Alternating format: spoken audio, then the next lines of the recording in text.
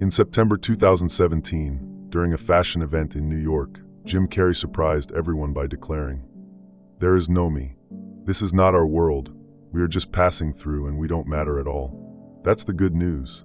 These words, spoken in such a glamorous context, clashed completely with the environment, leaving many perplexed. After these statements, Carrey stepped away from the spotlight, adopting a more reserved lifestyle. He began dedicating himself to painting, creating works that many considered disturbing. This radical change raises an intriguing question. What motivated such a drastic transformation in Jim Carrey's life? Welcome to another night where mysteries never sleep. I'm Midnight, and this is 7 Nights. Before we begin, I want to ask for your help. Like the video, comment, and subscribe to the channel. It's just a click, but it makes a huge difference in helping YouTube deliver the videos to more people and allowing me to keep bringing this content to you. I'm counting on you. Let's get into the video.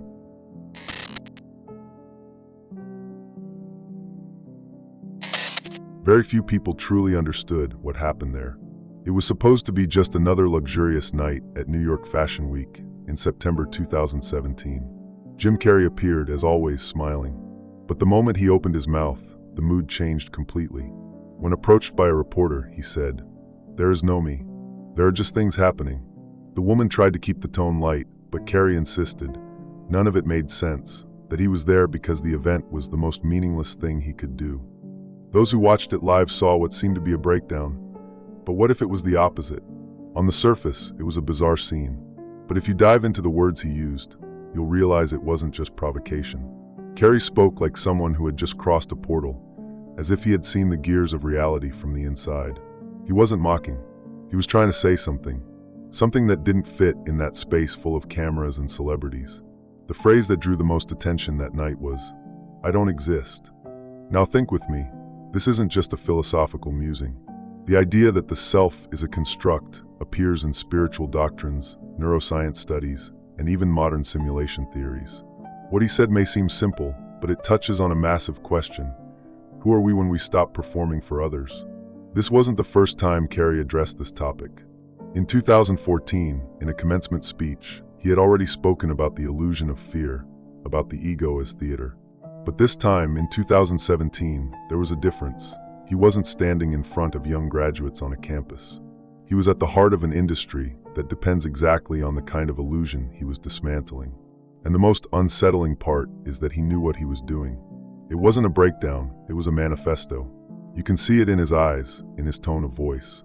He didn't hesitate, he wasn't looking for applause. He just spoke, unfiltered, unrehearsed. And that may have been the mistake, or the boldness.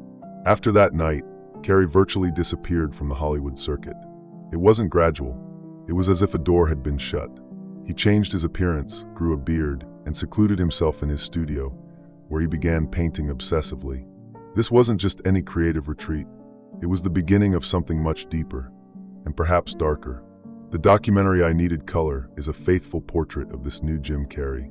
On screen, we see not just a visual artist, but a man trying to reorganize the pieces of something that broke, or that he chose to break.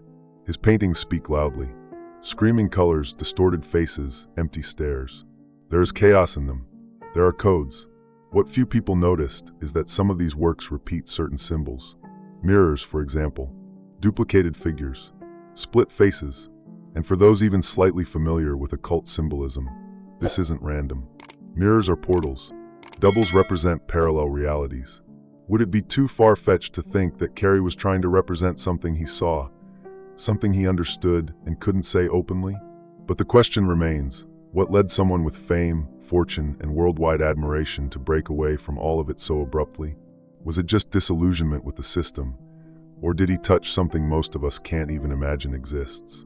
And more importantly, if he really discovered something, why did he choose to reveal it right there live on national television?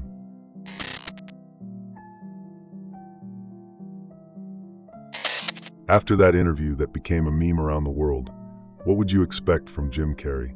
An apology? A triumphant return to movies? It was exactly the opposite. The man simply disappeared. And not just from the media, from the very industry that had turned him into one of the most recognizable faces on the planet. The question that no one has been able to convincingly answer is, why? A few months later, he already had a new look. Long beard, more serious expression, simple clothing. It was as if he had stopped being the Jim Carrey we knew. The cartoonish smile, the exaggerated mannerisms, all left behind. But no one vanishes like that without a reason. Especially someone who, for decades, lived under the spotlight. Instead of movie sets, what began to appear were paintings. Yes, paintings. A documentary called I Needed Color showed Carrey in his studio, creating intense canvases, full of emotion and something more. Some works depict distorted human figures, others portray chaotic, almost apocalyptic scenes. And that's where the theories start to gain traction. These paintings aren't just emotional outbursts. There are patterns, repetitions of themes like mirrors, doubles, fractured faces. The question I asked, and that you might ask yourself now, is, what if he wasn't just painting? What if he was trying to tell something that he could no longer express in words? Many of the symbols in his artwork have a long history in esoteric circles. Mirrors, for instance, have always been associated with portals and illusions. Doubles refer to the idea of parallel realities, fragmentation of the self. Sound familiar? These are themes directly connected to the idea that we live in a simulation. And Jim Carrey isn't just referencing these ideas. He's representing them visually.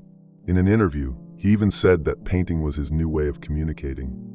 It doesn't sound like an exaggeration when you observe what he's putting on the canvas. It's as if he left the stage but kept sending messages, only now through colors and brushstrokes. Messages that, perhaps, only those who look closely can understand.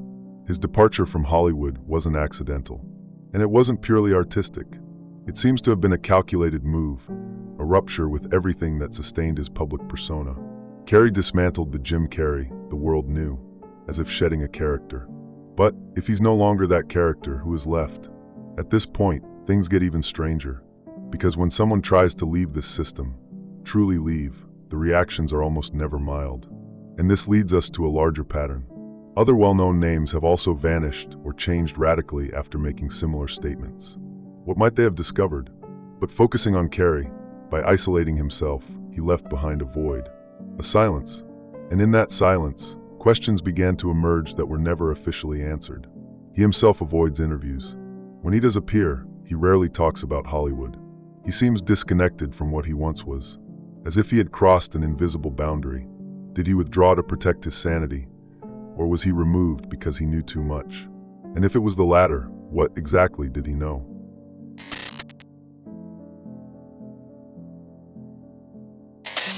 Upon stepping out of the spotlight, Jim Carrey traded film sets for blank canvases.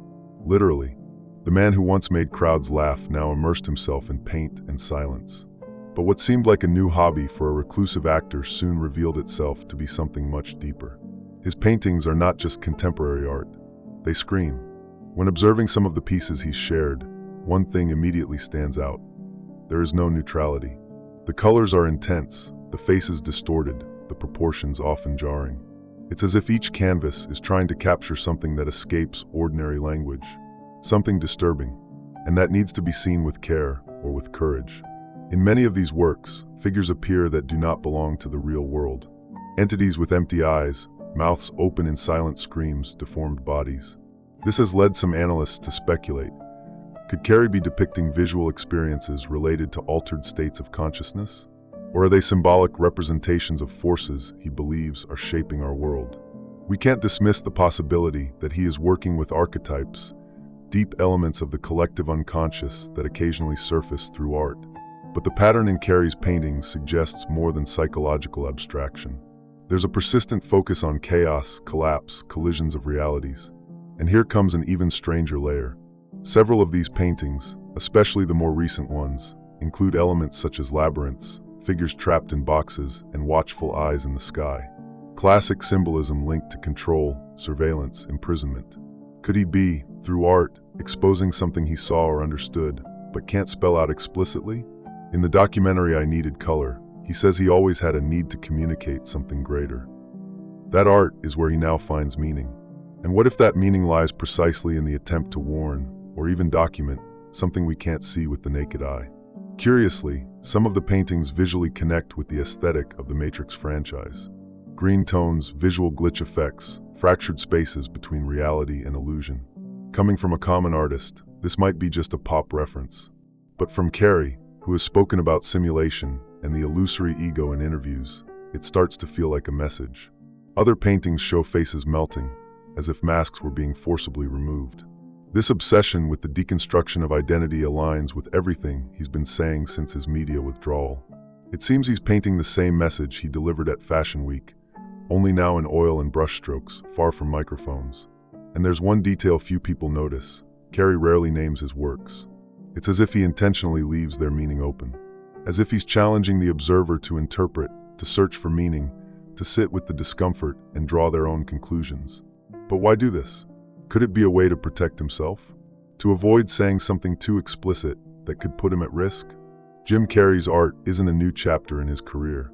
It's a transition, a new code, a silent scream disguised as artistic expression.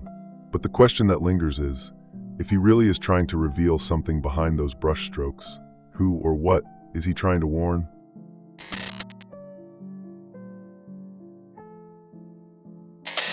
There's something that repeats itself in Jim Carrey's speeches, paintings, and public appearances, and if we look closely, it goes beyond mere aesthetic obsession. It's the symbolism of mirrors, reflections, and duplicity. But why would these elements be important? Because in many occult traditions and also in simulation theories, mirrors are not just surfaces.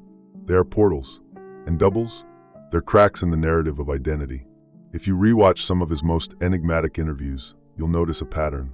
Carrey speaks, gestures, but seems to be conversing with another version of himself. In one of them, he literally says, "I don't exist." Coming from an actor who spent decades playing characters, this might seem like provocation. But what if it's a literal description? The mirror symbolism also appears in his artwork. Paintings with fragmented faces, others staring at themselves, surfaces that distort what they reflect. In several pieces, there's a tension between what is visible and what lies behind. This duality, this game of reflections, carries deep symbolic weight. And what if the mirrors depicted there aren't just objects?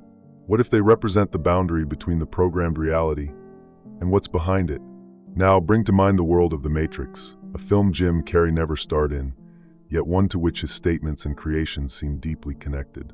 In The Matrix, mirrors symbolize the breaking point. When Neo touches one, the veil dissolves. From that moment on, there's no going back. And interestingly, that's exactly the feeling Carrey's words provoke. He saw something, and there's no return. Another striking point is the notion of duplicity. The comedic Jim Carrey, always exaggerated, playful, caricatured, seems to have died. In his place, another has emerged, more serious, more direct. It's almost as if they were two distinct entities, a double replacing the original. And strangely enough, this pattern appears in other public figures who break away from the traditional narrative. The question that arises is he trying to show us that the self we project to the world is an illusion? Or that all of us, in some way, live inside a character we continue to perform day after day?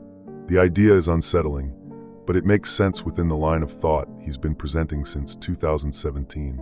In esoteric tradition, mirrors are said to reveal what the eyes cannot see. They expose the second layer of reality. Doubles, on the other hand, are associated with the concept of the doppelganger, a copy of the real self, often with opposite or symbolic traits. When Carrey paints or speaks about these themes, is he simply using aesthetic imagery, or is he signaling that he saw his own distorted reflection? In more recent interviews, when he does appear, he maintains an enigmatic tone. Sometimes he responds as if mocking everything, other times with phrases that border on the philosophical. None of this matters. We're dreaming all the time. That phrase, for instance, directly references the philosophy of Maya, the illusion of reality in Hinduism. Or, if you prefer something more modern, the simulation. There's a layer of irony in all of this. An actor, a master at creating illusions, now attempts to expose the greatest illusion of all.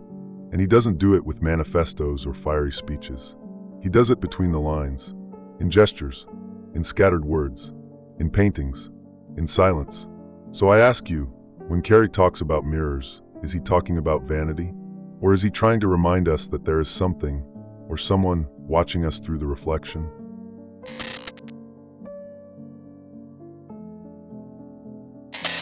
Have you ever wondered why certain things are never said by celebrities, even when they have everything, money, fame, access? Why do some suddenly vanish, change drastically, or start acting strangely? There's a theory, as old as it is unsettling, that the world of fame operates under unwritten rules. Rules that, once broken, demand a high price. Jim Carrey, it seems, may have broken one of them. On the surface, Hollywood is just entertainment. Busy backstage areas, million-dollar contracts, red carpets. But those who follow closely know that behind the curtain lies a web of silences. An implicit code of conduct that ensures the machine keeps running. No questions, no deviations. And Carrey didn't just deviate. He pointed directly at the entire system.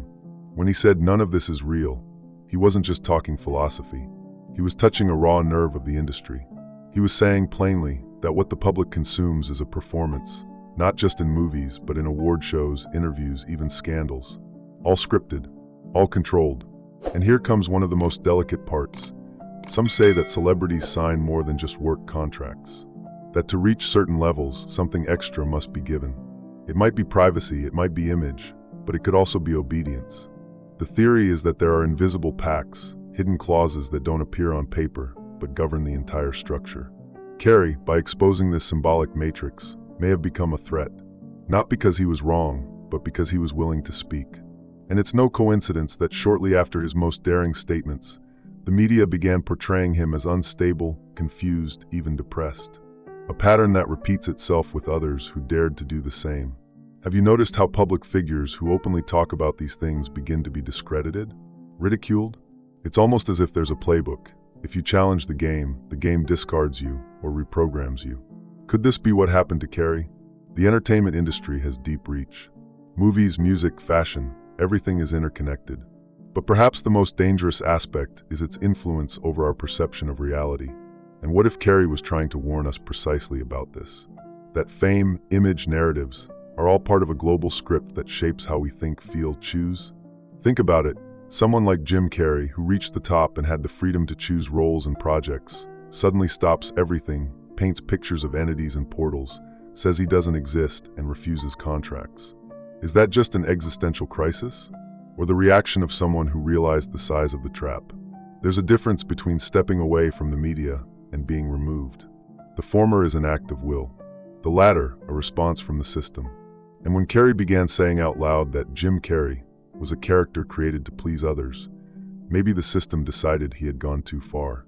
Does this invisible contract really exist, the one that keeps the theater of fame running? And if so, what happens to those who choose to tear it up in public?